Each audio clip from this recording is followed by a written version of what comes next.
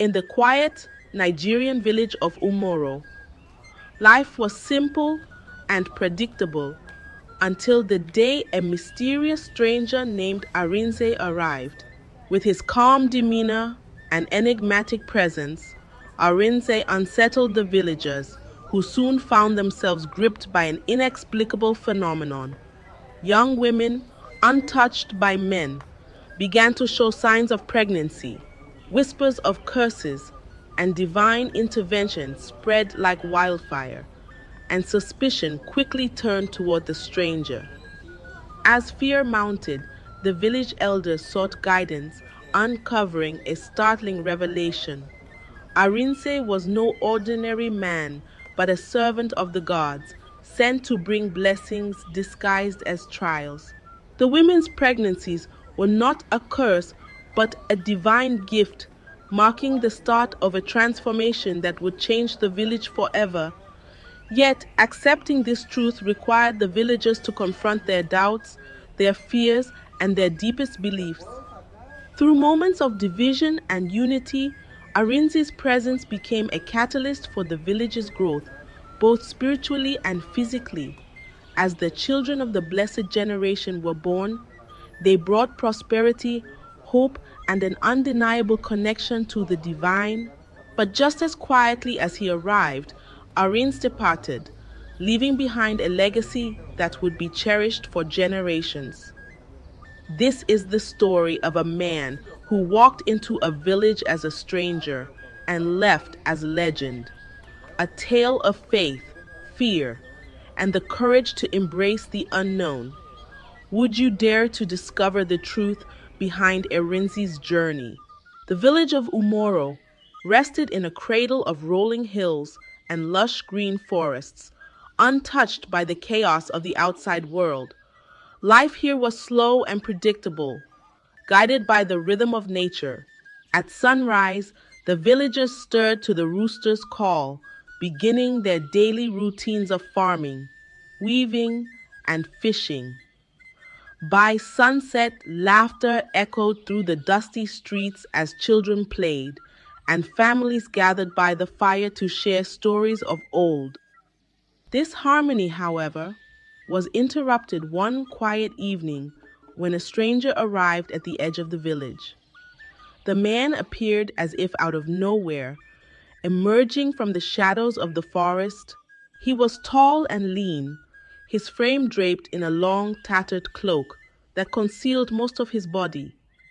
His face, though strikingly handsome, was marked by an intensity that seemed out of place in such a peaceful setting.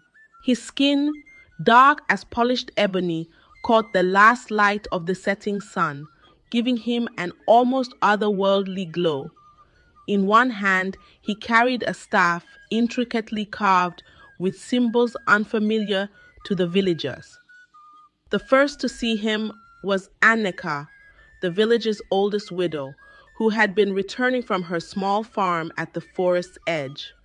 She froze in her tracks, clutching her bundle of firewood tightly against her chest. The man's piercing eyes met hers, and for a brief moment she felt as though he could see right through her. Without a word, he gave a small nod and continued walking toward the heart of the village. Neka, shaken but curious, hurried home to tell her family about the peculiar man she had encountered. By the time the stranger reached the village square, a small crowd had gathered, their curiosity piqued by whispers of his arrival. The villagers exchanged hushed conversations, speculating about his origins. Some thought he might be a traveler lost on his way to another town. Others suspected he could be a messenger from the neighboring king.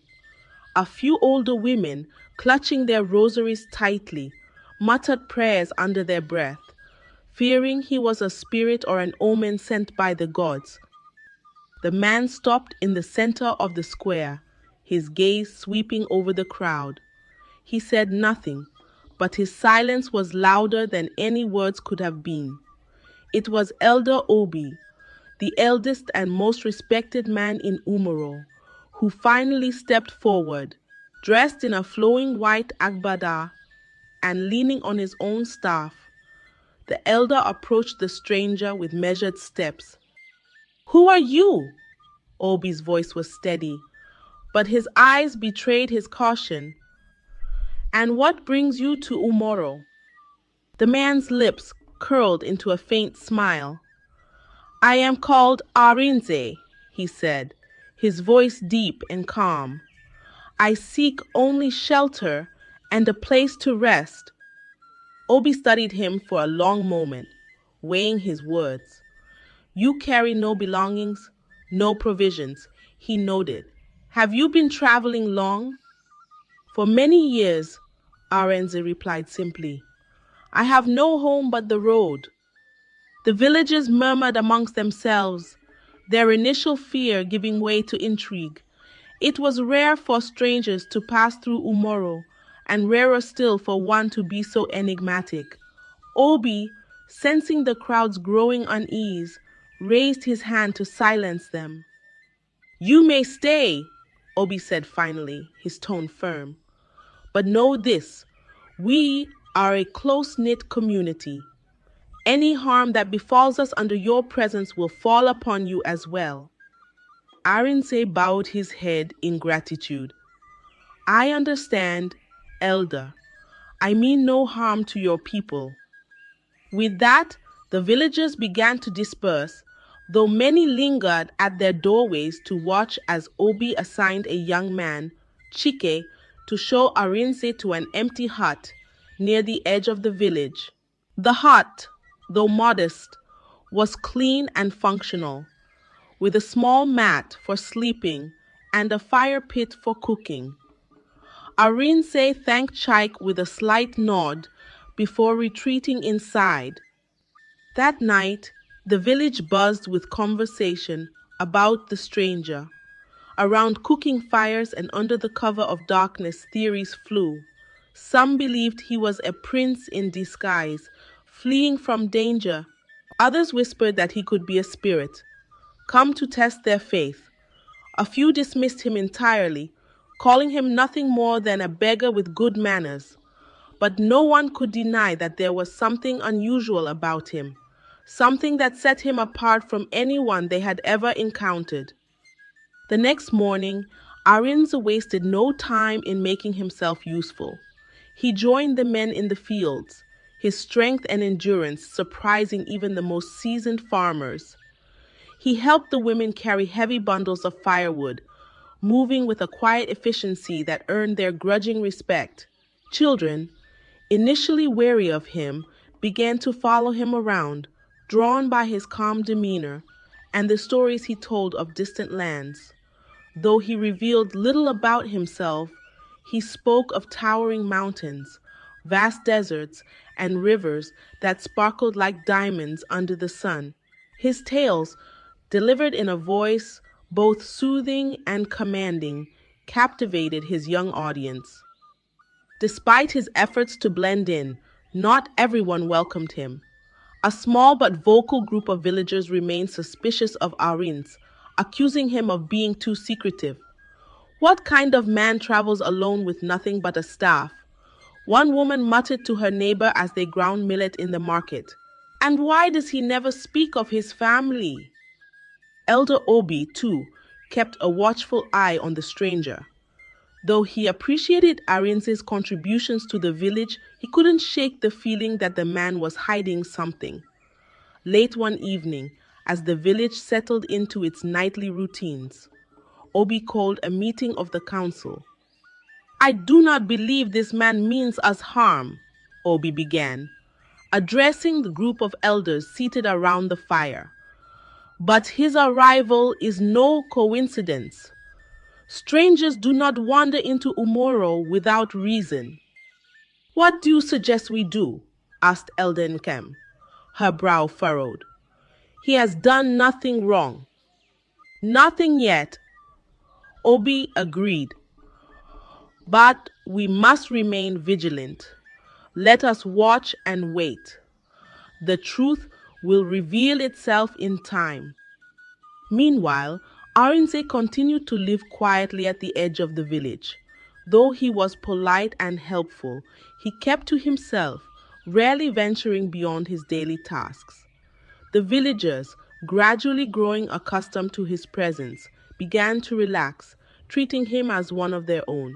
Women sent him bowls of stew. Children brought him small gifts of carved wood, and men invited him to share palm wine under the baobab tree. But as the days turned into weeks, a subtle tension began to creep into the village.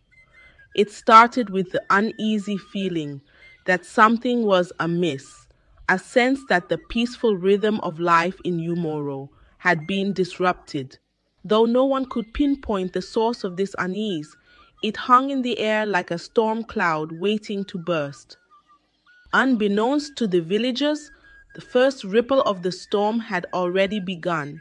It was a quiet shift, almost imperceptible, but it would soon grow into a wave that would engulf the entire village, challenging everything they thought they knew about themselves, their faith, and the stranger who had walked into their lives. The balance of Umoro was about to be tested, and none of them, least of all Arins, were prepared for what was to come. Life in Umoro began to settle back into its rhythm, though the presence of the stranger Arinze lingered in the minds of many. He worked hard, kept to himself, and rarely ventured beyond the tasks assigned to him. For some, his quiet demeanor was a relief, a sign that he was no trouble. But for others, it was precisely his silence that unsettled them. Ada, a young woman of 20, known for her beauty and charm, had been among the curious since the moment Arins arrived. Though she kept her distance, she often found her gaze wandering toward him as he worked in the fields or helped carry heavy loads for the older women. There was something about him, his calmness, his unshakable focus, that intrigued her, though she could not explain why. One fateful morning, Ada woke with a peculiar heaviness in her stomach. It was faint at first, an ache she dismissed as the result of the hard work she had done the day before. But as the hours passed, the sensation grew stronger. By the time she joined her mother in the marketplace, she felt as though her body was betraying her. Her stomach, once flat and firm, seemed to press outward unnaturally, a subtle swell that was impossible to ignore. Ada, are you well? Her mother asked, her voice laced with concern as she noticed her daughter wince. You look pale. I'm fine, Mama, Ada replied, though her voice lacked conviction. She pressed a hand to her stomach, trying to calm the uneasy sensation growing inside her. By midday, the pain became too much. As Ada bent to lift a basket of yams, a sharp gasp escaped her lips. She stumbled backward, clutching her abdomen, and collapsed onto the ground. The marketplace fell silent as heads turned toward her, the usual hum of conversation replaced by murmurs of alarm. Ada, her mother cried, rushing to her side. What's wrong? I don't know, Ada whimpered, her voice trembling. It hurts, Mama. It hurts so much. The crowd gathered quickly, forming a tight circle around Ada as she lay on the dusty ground. Among them was Xenith, the village midwife, who pushed through the throng with a firm voice. Make space, she commanded, kneeling beside Ada. Let me see. Ada's mother looked on helplessly as Xenith began her examination. The midwife's experienced hands moved with care, pressing lightly on Ada's stomach and listening closely to her labored breaths. Minutes passed in tense silence and then Ezin's brow furrowed. She turned to Ada's mother with an expression that was both bewildered and serious. She is with child, Ezin said, her voice low but firm. A collective gasp rippled through the crowd. Ada's mother staggered back, her hand flying to her chest. No, she whispered, shaking her head. That's not possible. My daughter is pure. She cannot be pregnant. I swear it, Ada cried, tears streaming down her face. I have never been with a man. I don't know how this happened. The villagers erupted into frantic whispers, their voices carrying a mix of shock, disbelief, and suspicion. Some looked at Ada with pity, while others cast accusing glances at Arends, who had been walking past the marketplace when the commotion began. He stood at the edge of the crowd, his expression calm but inscrutable. It's him, a voice hissed from the back of the crowd. All eyes turned to Uju, a middle-aged woman with a sharp tongue and a penchant for stirring trouble. She pointed a bony finger directly at Arinze. He's the reason this is happening. Ever since he arrived, strange things have begun. That's nonsense! Chaik, a young farmer who had befriended Arins, shot back. He hasn't done anything. He keeps to himself and works hard. Why accuse him? Because it's too much of a coincidence, Uju spat, her eyes narrowing. A stranger comes to our village, and now this. Mark my words, he's brought something unnatural with him. The murmurs grew louder as more villagers began to side with Uju. The tension in the air was palpable, thick enough to suffocate. Arinze remained silent, his gaze unwavering as he looked at the sea of faces turned toward him. Elder Obi arrived moments later, his presence commanding immediate respect. He raised a hand to quiet the crowd, his expression stern as he surveyed the scene. What is the meaning of this uproar? Obi demanded, his voice steady but firm. Elder, Ada is with child, Uju said, stepping forward, and she claims to be innocent. But I say it's no coincidence that this happened after the stranger arrived.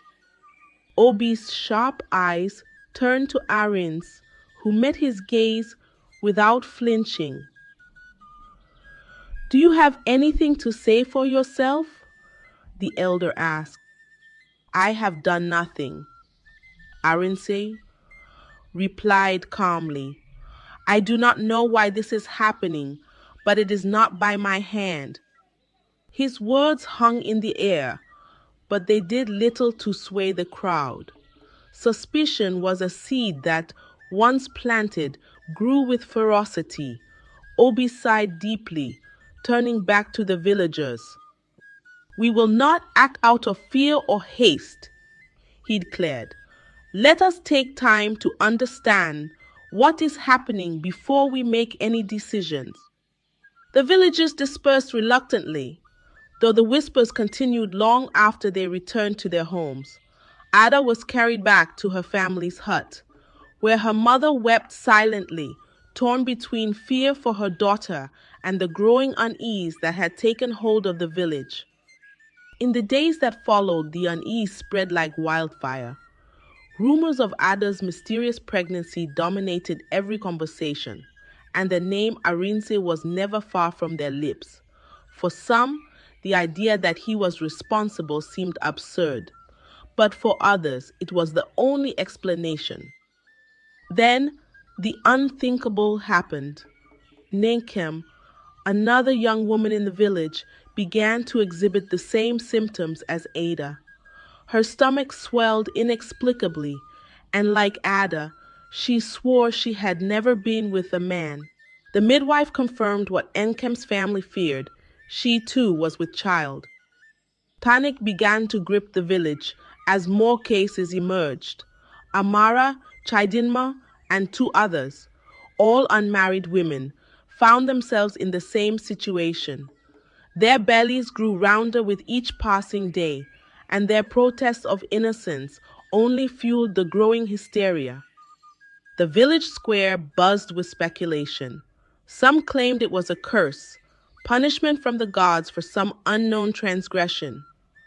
Others believed Arins was an agent of the supernatural, sent to test their faith. The once peaceful community was now a hotbed of fear and division. Through it all, Arinze remained a figure of mystery. He continued to work in the fields and assist where he could, but the stares and whispers followed him everywhere. He spoke little, offering no defense against the accusations that swirled around him. It was as though he knew that words would do nothing to change their minds. The elders convened late one night, their faces etched with worry. "This cannot continue," Obi said, his voice heavy with the weight of responsibility. "The people are restless, and the accusations grow louder. We must act." "What can we do?" asked Elder Nenkem. "If this is the work of the gods, we cannot stop it. But if it is the stranger, then we must find the truth," Obi interrupted, "before the village tears itself apart." The council agreed, but in their hearts, they knew the path ahead was fraught with uncertainty. The peace of Umoro had been shattered, and the first ripples of the storm were beginning to spread. That night, as the village lay in uneasy silence, Arin sat alone outside his hut, gazing at the stars. He could feel the weight of their fear pressing against him, but he did not waver. The journey that had brought him to Umoro was not yet complete, and he would not leave until the truth revealed itself. The whispers of suspicion that had once lingered in the shadows of Umoro now grew into a storm of unrest. Day by day, the situation escalated as more women came forward, their swollen bellies a stark sign of the inexplicable phenomenon gripping the village.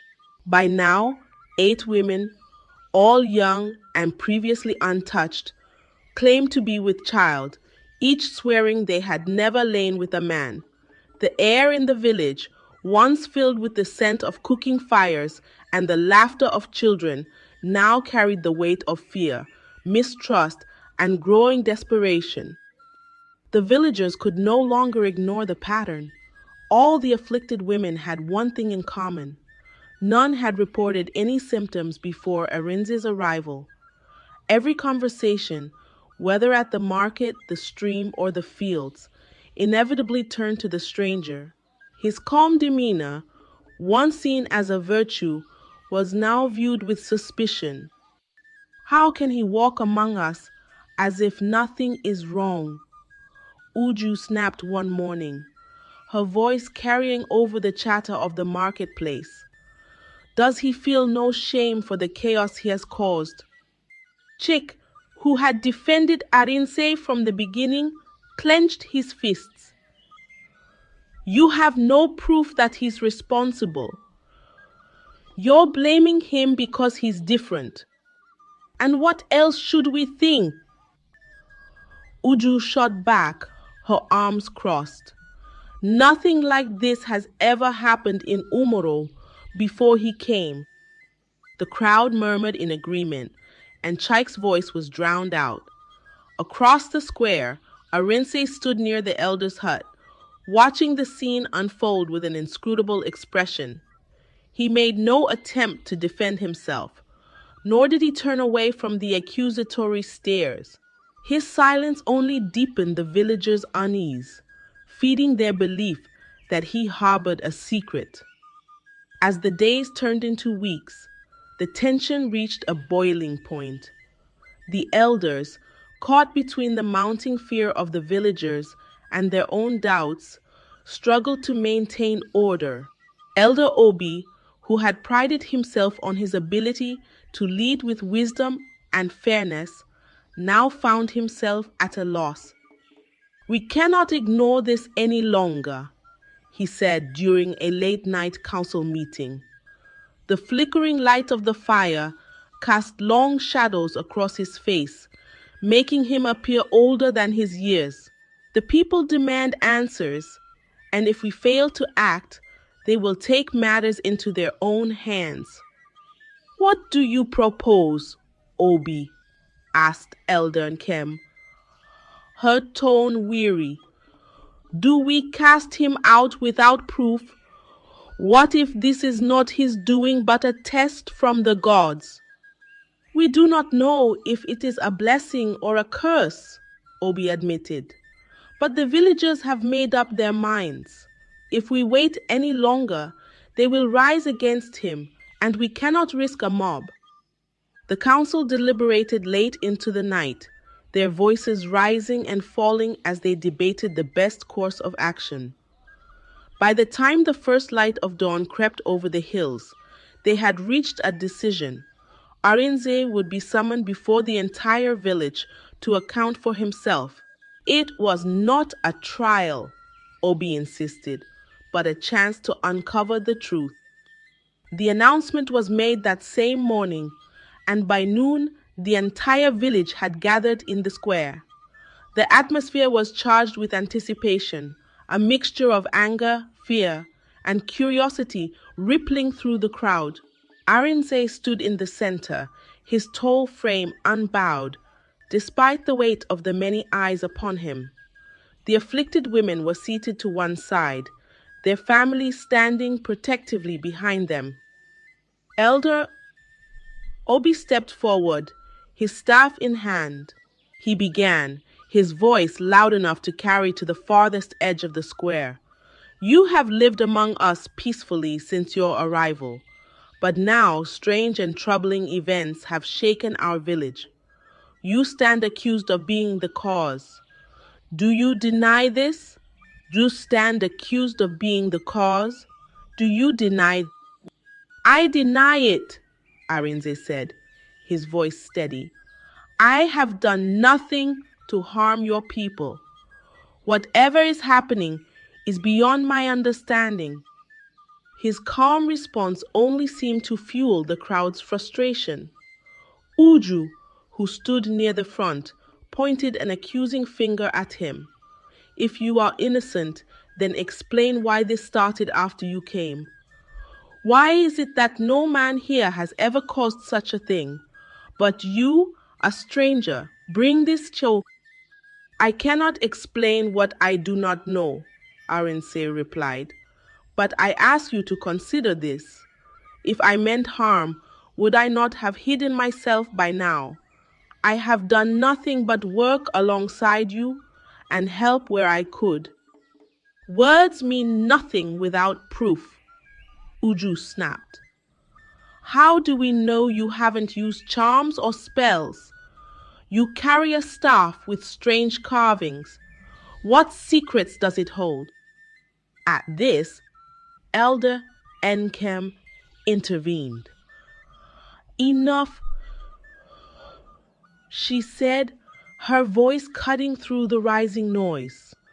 "We are here to seek the truth, not to fan the flames of anger." Obi raised his hand for silence, his expression grave. "Arinza, you claim you have done nothing, but the villagers are afraid, and their fear grows each day. If you are innocent, then help us understand what is happening."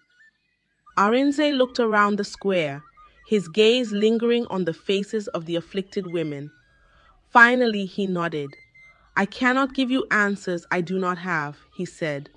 "But if it will ease your minds, I will submit to your judgment.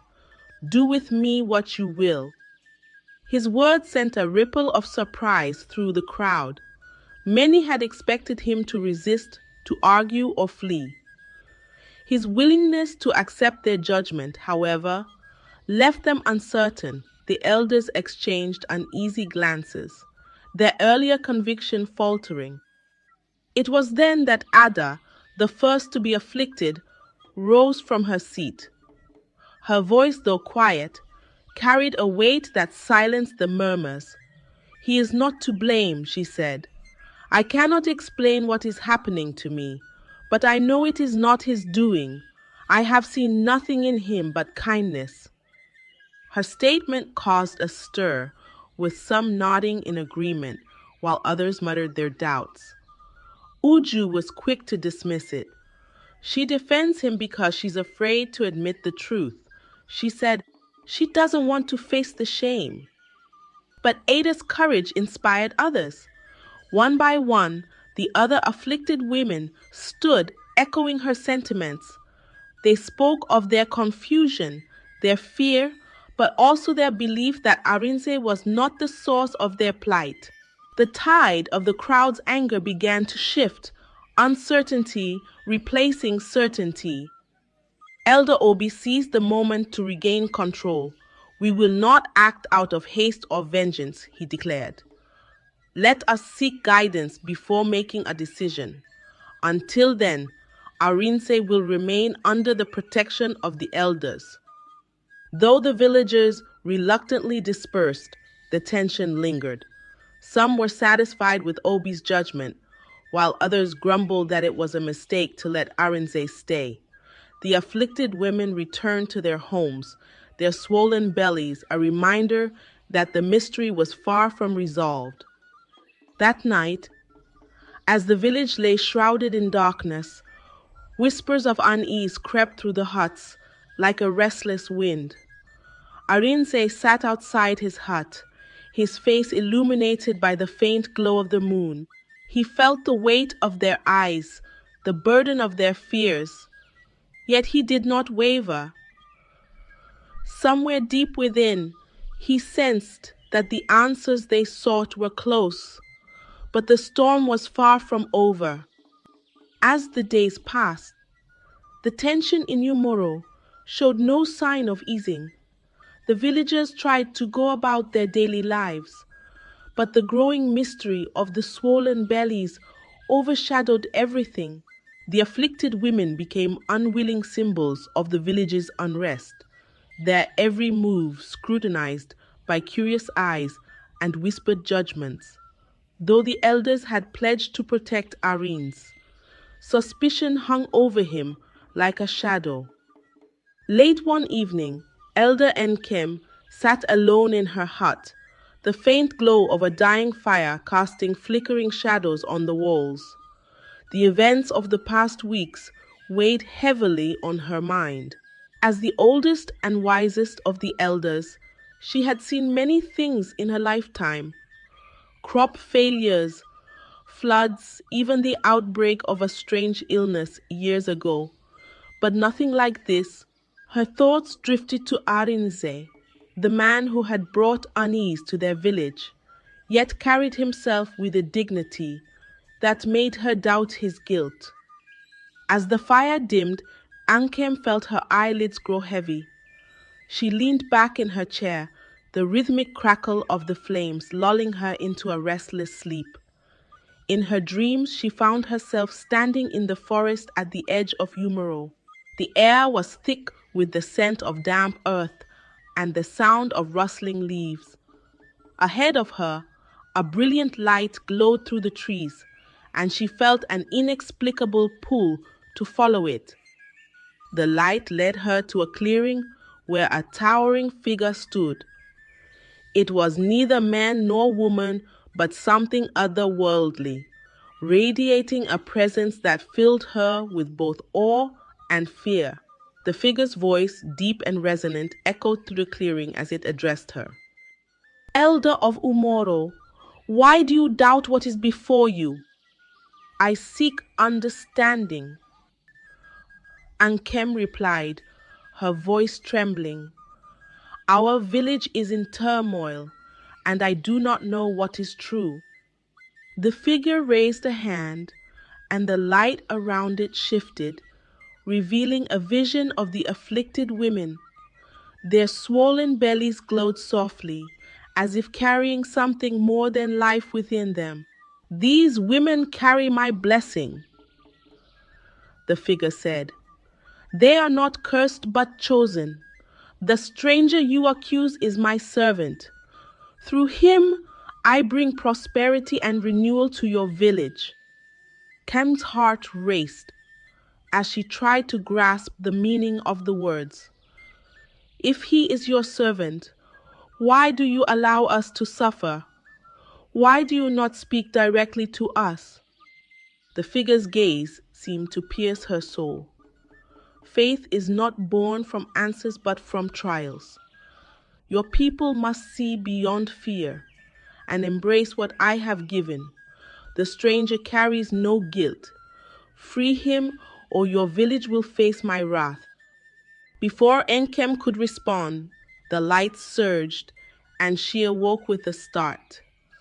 The fire in her hut had burned out, and the room was cold. Her heart pounded as she replayed the dream in her mind. Was it merely the product of her troubled thoughts, or had she truly been visited by a deity? Either way, she knew she could not ignore the message. The next morning, Enkem called for an emergency meeting of the elders. The sun had barely risen when they gathered in the council hut, their faces etched with worry. I had a vision, Enkem began, her voice steady despite the weight of her words. A figure came to me in the night, a being of great power. It told me that the women are not cursed but blessed, and that Arinze is innocent. He is a servant of the gods, sent to bring prosperity to our village. Her announcement was met with silence, broken only by the crackling of the fire in the center of the hut. Elder Obi was the first to speak. And you are certain this was not a dream born of your own fears? I cannot be certain, Enkem admitted, but the vision was unlike anything I have ever experienced. The being warned that if we continue to persecute Arinze, the gods will bring their wrath upon us. The room erupted into hushed whispers as the elders debated the implications of her words. Some were inclined to believe her, while others remained skeptical. This is a matter for the gods to decide, Obi said finally. If Enkem's vision is true, we must seek further guidance. Let us visit the shrine and consult the priest. The decision was made, and later that day, the elders made the trek to the village shrine, a sacred site hidden deep within the forest. The air was heavy with incense as they entered, the distant sound of drumming adding to the solemn atmosphere. The priest, a gaunt man with piercing eyes, greeted them with a nod. Why have you come? He asked, his voice echoing off the walls of the shrine. Elder Obi stepped forward. Our village is in turmoil. Strange events have occurred, and we seek the guidance of the gods. One of our own has had a vision. We ask for your wisdom. The priest listened intently as Enkem recounted her dream. When she finished, he closed his eyes and began to chant, his voice rising and falling in a haunting melody. The drumming grew louder, filling the space with an energy that made the hairs on the elders' necks stand on end. After several minutes, the priest fell silent. He opened his eyes, which now glowed faintly with an otherworldly light. The vision is true, he said. The stranger is a vessel of the gods. Through him, they bring blessings to your village. But your fear has blinded you to their gift. The women who carry these children are chosen, and their offspring will bring great prosperity. Relief and awe washed over the elders, but the priest's next words chilled them. If you do not embrace this gift, the gods will turn their faces from Umoro. Your crops will wither, your waters will dry, and your village will crumble. You must act now. The weight of the warning pressed heavily on the elders as they returned to the village. That evening, Obi called a gathering in the square. The villagers arrived in droves, their curiosity and anxiety palpable. Arinze stood near the edge of the crowd, his expression as unreadable as ever. Obi raised his staff, signaling for silence. "We have sought the guidance of the gods," he began. "Elder Enkem's vision has been confirmed by the priest. Arinze is not to blame for what has happened. He is a servant of the gods, and the women who carry children do so because they have been blessed." A ripple of shock passed through the crowd. Uju, ever defiant, stepped forward. "And we are to believe this, that these strange events are blessings?" "The gods have spoken," Obi said firmly, "and they have warned us. If we do not accept their gift, we will bring ruin upon ourselves." The murmurs grew louder, but there was no denying the weight of the elders' words. Slowly, the tide began to turn. Families who had once been skeptical now looked at the afflicted women with a mixture of reverence and awe. The atmosphere shifted from fear to hope, though a thread of unease remained. Arinze, for his part, remained silent. Though the accusations against him had been lifted, he knew the path ahead was still uncertain. The villagers might have accepted the god's message, but their hearts were not yet free of doubt. That night, as the stars shone brightly over Umoro, the village felt the first stirrings of peace. But the story was far from over. The true test of their faith and their acceptance of Arins had only just begun. The air in Umoro carried a strange calm the morning after Elder Obi's announcement. Though the villagers had listened, many still struggled to accept what they had heard. How could these events, which had brought fear and confusion, now be seen as blessings? Whispers lingered in the marketplace and by the stream, but no one dared to openly challenge the elders' declaration. Suspicion might have dulled, but it had not vanished. Arinze, however, remained as he always had, calm, silent, and present. As he moved through the village that day, helping to repair a broken fence and carrying sacks of grain to the elders' storehouse, he could feel the weight of their stares. Even the children, once bold enough to approach him with curious questions, now watched him from a distance, their wide eyes full of wonder and fear. By mid-afternoon, Elder Obi called for another gathering in the square. This time, it was not to issue a judgment, but to provide a platform for Arinze to address the people. The elders believed it was necessary for the villagers to hear from the man they had so readily accused, to understand who he truly was and what role he played in the gods' plans. The square filled quickly, the murmur of voices rising as families took their places. Arinze stood in the center, his tall figure illuminated by the sunlight filtering through the trees. The afflicted women sat to one side, their bellies round and their expressions uncertain. Elder Obi stepped forward, raising his staff to quiet the crowd. "People of Umoro," he began, his voice carrying over the restless crowd. "You have heard the words of the gods through Elder Nkem's vision and the priest's confirmation. Today you will hear from the man at the center of these events. Arinze will speak his truth." Obi stepped back, and all eyes turned to Arins.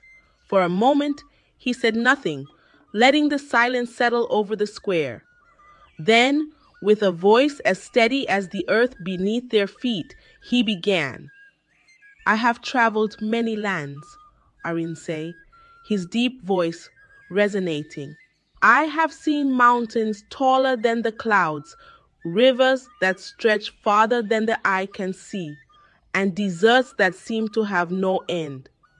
But in all my journeys, I have never stayed long in one place, not because I wished to leave, but because I could not.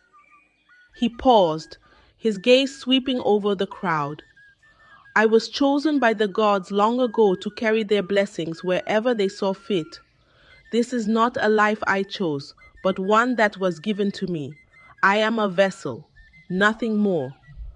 The blessings I bring are not mine to claim. They belong to the gods. The villagers listened in stunned silence, the weight of his words sinking in.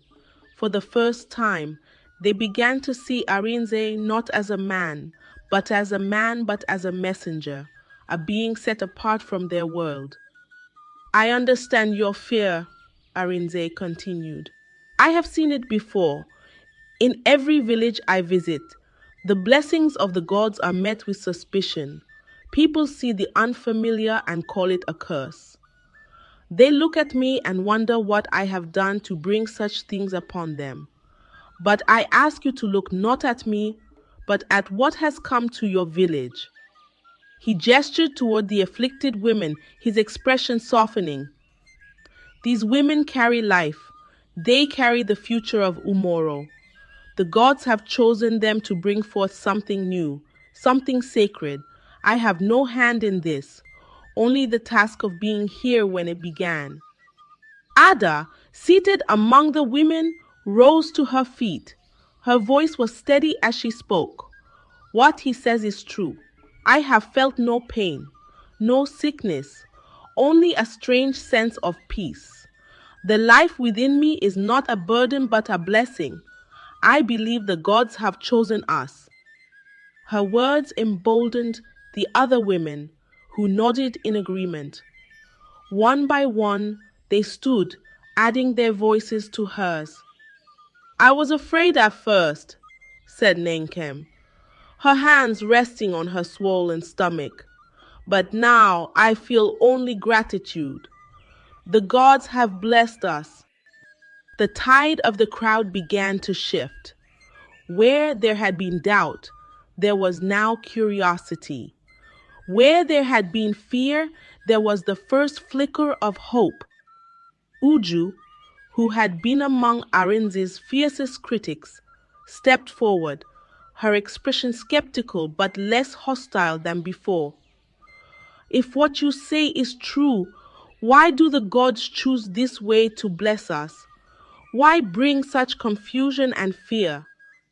Arinze turned to her, his gaze unwavering. The gods work in ways we cannot always understand. Faith is not born in certainty, but in the courage to embrace what we do not know.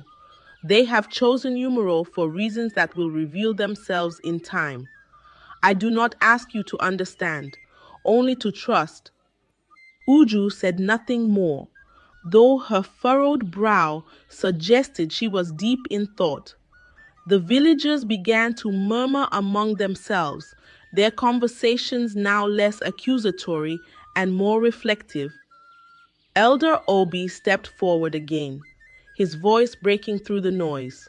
You have heard Arinze's words, and you have seen the testimony of those who carry the God's blessings. It is time for us to accept what has been given and move forward. Let us no longer treat Arinze as an outsider, but as one sent by the gods to guide us. The crowd nodded, some hesitantly, others with conviction. For the first time since Arinze's arrival, the weight of suspicion seemed to lift. Villagers approached him after the gathering, offering words of thanks and apologies for their earlier doubts. The children, emboldened by the change in mood, once again ran up to him, their laughter filling the square. That evening, as the sun set over Umoro, a small group of villagers visited Arinze's hut. Among them were the afflicted women and their families, who brought him food and gifts, as a gesture of gratitude. Arinze accepted them with humility, his calm presence putting them at ease. Ada's father, a man who had initially been among those calling for Arinze's exile, spoke up. I was wrong to judge you, he said, his voice heavy with remorse. I see now that the gods sent you to us for a reason. Thank you for staying. Arinze inclined his head. I did only what I was called to do. The night was peaceful, the village finally beginning to heal from the turmoil that had gripped it for weeks. As Arinze sat outside his hut, gazing up at the stars, he felt a sense of fulfillment. For the first time in many years, he had found a place where his presence was not only accepted, but embraced. But in the quiet of the night, he knew the journey was not yet over. Though the villagers had begun to understand, their faith would still be tested. The blessings of the gods were never without challenges, and the true transformation of Umuro was only just beginning. The transformation of Umuro began gradually, like the first rays of dawn piercing through the night. With the villagers' acceptance of the truth Arins carried, a sense of calm returned, though the journey to full acceptance and faith was far from complete. The afflicted women, once the subject of hushed whispers and fearful glances, now found themselves surrounded by support. Their families, having embraced the divine explanation, began to treat their conditions not as burdens but as blessings. The women themselves carried their swelling bellies with pride, their confidence a beacon for the rest of the village. Life in Umoro resumed with a renewed energy. The fields yielded bountiful harvests, the livestock grew strong and healthy, and the river, which had been threatening to dry in the previous season, now flowed with a vigor unseen in years. It was as if the land itself had been touched by the gods. Yet amid the prosperity, the villagers couldn't shake the feeling that the blessings came with a responsibility to honor and protect the divine gift they had been given. Arinze continued to live on the edge of the village, working alongside the people but maintaining his quiet solitude. Though many now regarded him with awe and reverence, he made no effort to elevate himself above them. He often reminded those who sought his advice that he was merely a vessel for the God's will. The blessings are not mine to give, he would say. I am but a shadow that passes. One morning, as the village gathered for a communal feast to celebrate the abundance of the harvest, Elder Obi called for silence. Standing beneath the ancient baobab tree, his voice carried a solemn authority. The gods have smiled upon us, he began, his eyes sweeping over the gathered villagers. But blessings come with obligations. We must ask ourselves, how will we honor what we have been given? The question hung in the air, and for a moment no one spoke. Then Ada stepped forward, her hands resting protectively on her swollen belly. We must begin by caring for those who carry the God's blessings, she said, her voice steady. These children will be the future of Umoro. We must ensure they are raised with love, respect, and knowledge of the divine gift they represent. Her words sparked a wave of agreement. Villagers began proposing ways to support the women and their unborn children. The elders decided to organize a group to assist the mothers with their daily tasks, ensuring they had the time and energy to prepare for the births. The men pledged to work harder in the fields, and the women, led by Ada's mother, began weaving special garments for the newborns, each one embroidered with symbols of the gods. As the weeks passed, the first signs of change became visible in the relationships among the villagers. Where there had been division, there was now unity. Families that had quarreled over suspicions of curses and wrongdoing found themselves coming together, bound by the shared responsibility of nurturing the village's future. Even Uju, who had been one of Arinzi's fiercest critics, took it upon herself to help oversee the preparations, her sharp tongue now softened by purpose. Amid this transformation, Arinze watched from the sidelines, a quiet observer of the village's journey. One evening, as he sat outside his hut, Elder Nkem approached him. Her weathered face bore a gentle smile, and she carried a small clay pot in her hands. "I thought you might like some palm wine," she said, offering him the pot. Arins accepted it with a nod of thanks. "You honor me, Elder." Ken settled onto a low stool beside him, her movements slow but deliberate. "You have brought great change to Umoro," she said, her voice thoughtful. "But I sense there is still much you carry." Arinzi's gaze drifted to the horizon. "The path of a servant is never light," he said after a moment. "Each village I visit brings new challenges, new lessons, and yet I never stay long enough to see what becomes of the seeds that are sown. Perhaps the gods will allow you to stay here a little longer." Nkem suggested, "The people are beginning to understand. Your presence has been a gift to us. I am grateful for the kindness I have found here." Arinze replied, "But my journey is not mine to dictate. When the gods call, I must answer." Their conversation was interrupted by the sound of laughter and music drifting from the village square. Ankem smiled, her eyes twinkling with a hint of mischief. "It seems they are celebrating your work already." Arinze chuckled softly. "They are celebrating their own faith. That is as it should be." The night wore on, and as the days passed, the village prepared for the arrival of the children. Midwives like Ezine worked tirelessly to ensure the women were healthy and well cared for. The square buzzed with activity as families built cradles and carved toys, each act a testament to the love and hope the villagers now shared. When the first birth finally arrived, it was greeted with both excitement and nervous anticipation. Ada was the first to deliver, and the midwives declared her labor unusually swift and easy. The child, a boy, was born strong and healthy, his cries filling the hut as the villagers gathered outside to wait for news.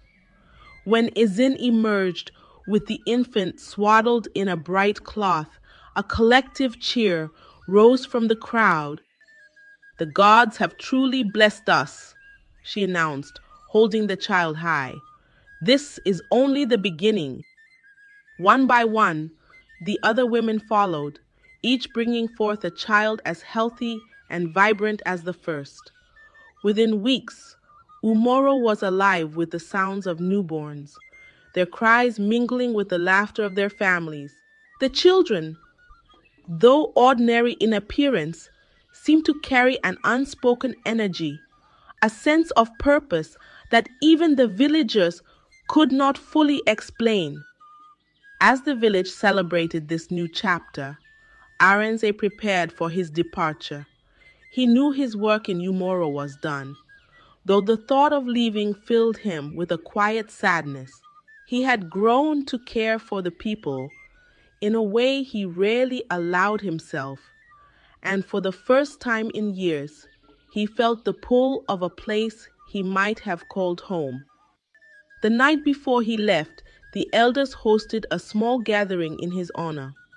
They presented him with a woven cloth, its intricate patterns symbolizing unity, faith, and gratitude. Take this as a reminder of Umoro, Elder Obi said, placing the cloth in Arinze's hands. Though your path may lead you far from here, know that you will always have a home among us.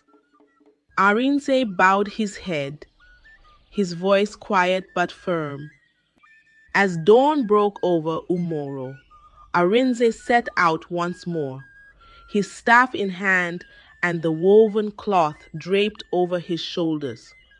The villagers gathered to bid him farewell, their voices a chorus of gratitude and blessings.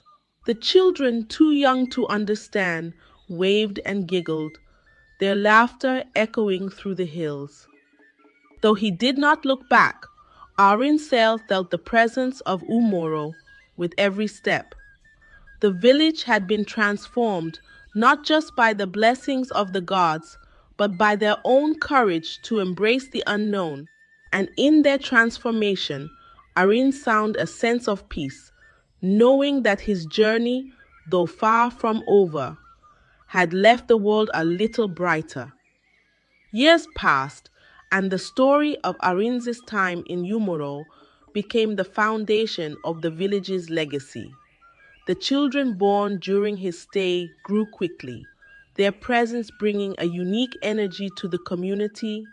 These children, often called the Blessed Generation, were unlike any others. Their laughter was infectious, their strength unmatched, and their curiosity boundless. From a young age, they displayed a remarkable ability to learn, to lead, and to inspire. They seemed to carry the wisdom of the gods in their hearts, and their mere existence transformed Umoro into a beacon of prosperity and hope. The villagers often gathered under the ancient baobab tree to recount the tale of the stranger who had walked into their lives and left behind blessings they could scarcely comprehend. The elders, now older and more reflective, became the keepers of this story, ensuring that every child born after the Blessed Generation understood its significance. Elder Obi, whose one strong voice had softened with age, sat with the children in the evenings, his weathered hands gesturing animatedly as he spoke. Arinze was not a man like us, he would say, his eyes twinkling with a mixture of reverence and nostalgia. He was a vessel of the gods, a messenger who carried their will across the lands. We doubted him, feared him, even accused him. Yet he remained steadfast, and through him the gods blessed us beyond measure. The children would sit wide-eyed, hanging on to every word, their imaginations painting vivid pictures of the mysterious stranger. To them, Arinze was more than a man. He was a legend, a figure who embodied the divine power they had been taught to honor and respect. One of these children was Ada's son, Kelechi, now a young man of remarkable strength and intelligence. He had grown into a natural leader, often guiding the younger children in their games and helping his elders with wisdom beyond his years. Though he had never met Arins, he felt a deep connection to the man whose presence had shaped his very existence.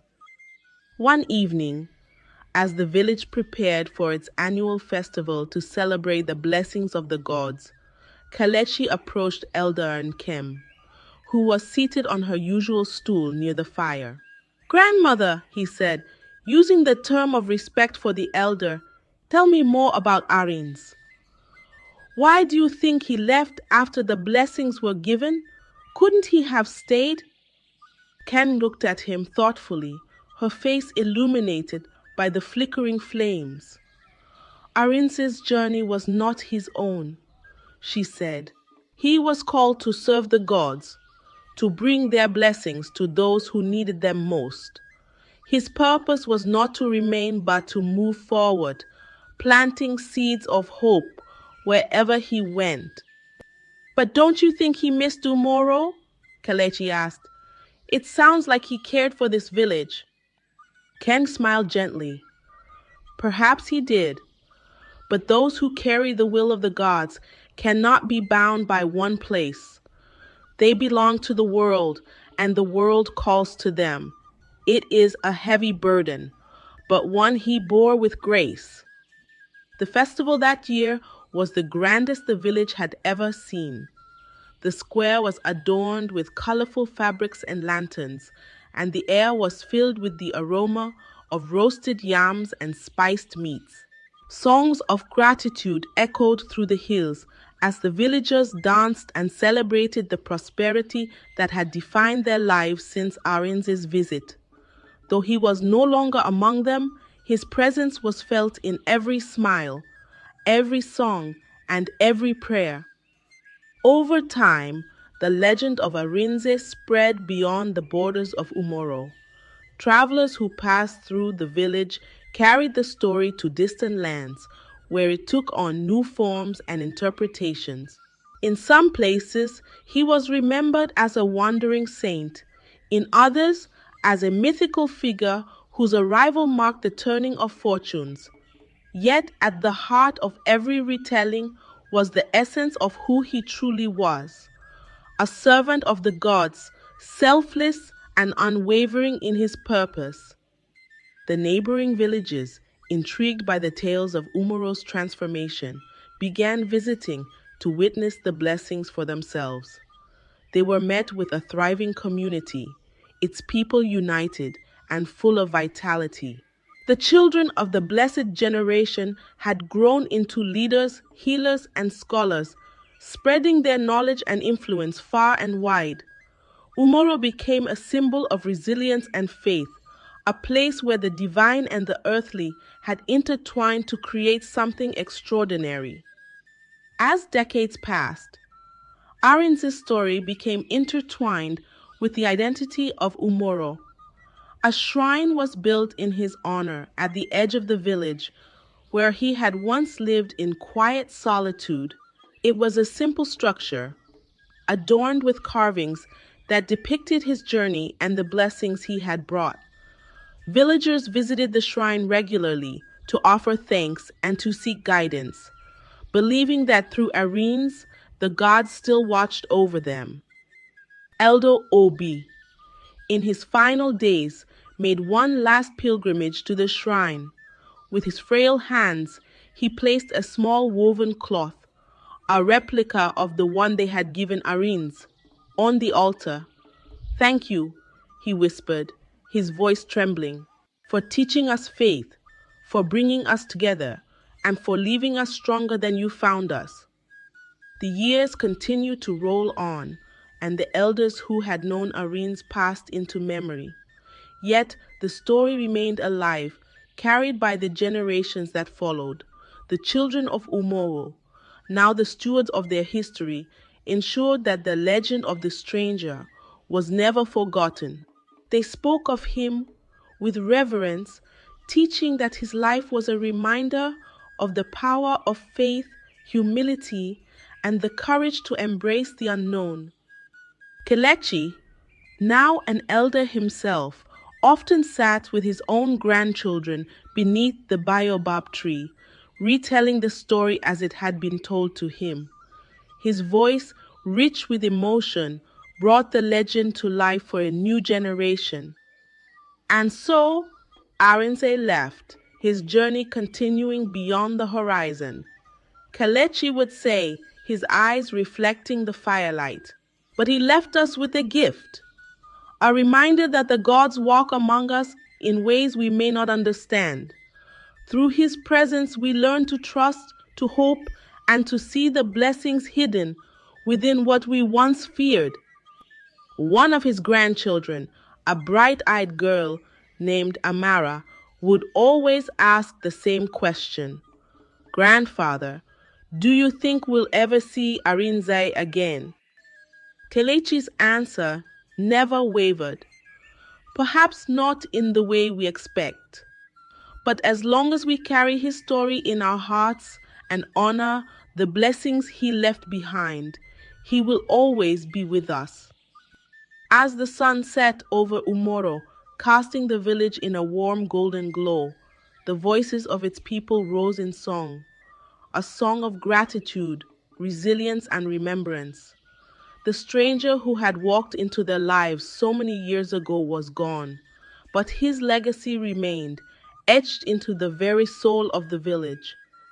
And far beyond the hills of Umoro, beneath the vast expanse of the same sky, Arinze continued his journey, carrying the blessings of the gods to those who needed them most. Though he left no footprints, his path was clear, marked by the lives he had touched and the hope he had sown. Thank you for staying until the end of this unforgettable tale. Your presence here means everything, and I hope this story has inspired and captivated you. If you enjoyed it, don't forget to hit that subscribe button so you never miss another incredible journey. Join us as we continue to explore stories of mystery, faith, and transformation. Your support keeps these tales alive. Like, share, and stay tuned for the next adventure. See you soon.